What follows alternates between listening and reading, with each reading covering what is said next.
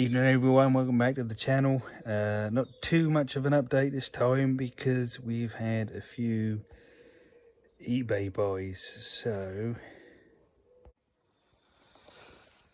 I have got a frame section for the 49, which is so much better than mine. It's been repaired. I had these footrests put back on.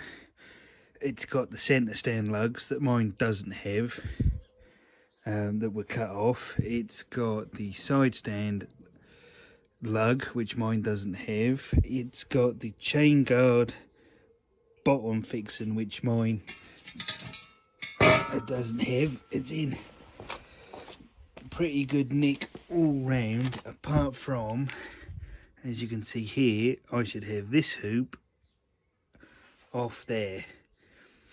But other than that, it's pretty darn good. So I'm going to start moving over and maybe get these prepped for painting, and then start building up a good painted frame ready so we'll get over to the 49. So this is the frame we've got. So if we go under there, I've got some tabs welded on for the centre stand, which will clean up, can be used, but never satisfied with them. So that's going to sort that out by changing the frame section. The lug that's missing fits the air filter, so we've got to fabricate one of them, and I would have the side stand swing out section there on the frame, which may or may not have been there, so not too worried. But then we can go around, we can get this frame prepped, or powder coated maybe, see if the sandblaster wants to do it. Got the brackets marked for the mudguard, rear wheels in, so it's pretty solid. Got the cleaned up engine cases sat there. What else?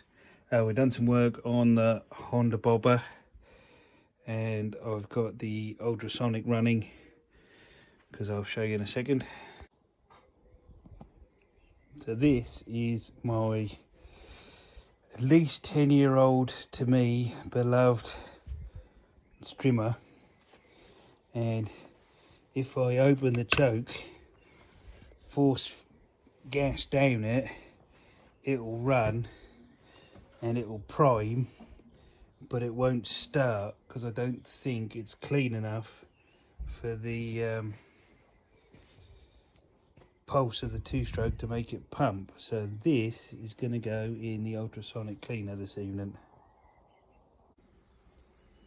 and hopefully the light does us alright. We got the throttle pull, I've tensioned it so it will stay, but that's all freed up. The cable's not the best, but we'll have to see if we can make or find one, and then put it on the desk.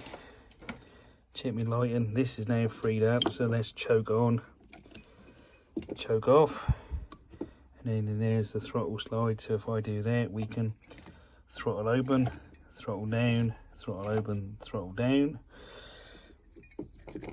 and we got the flood fill. So that flood fills, and there's an outlet hole there,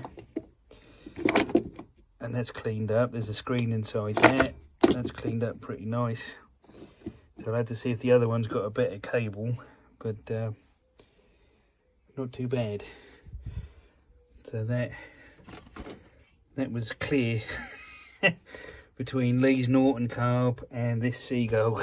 And it is, didn't I see, did I?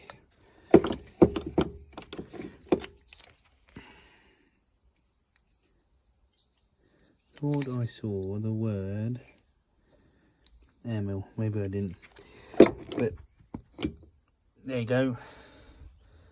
Next time we'll look for spark on the engines and swap that Mark II ignition over. Cheers for watching. So you'll have to excuse the wind, but here for Father's boat building project is a pair of vintage, classic, or just crusty 2-stroke Seagull motors. And they both have, I think, no, that one's around the other side, they're enamel. So this one has Villiers coil inside with no spark and a seized throttle, but a good cylinder head. And then number 2 has a working carburettor, has a Mark II points that I've jury rigged a mix of the two HT leads, and this one has a spark. Even by hand it has a spark, although it's a later plastic top. But this one has a split cylinder.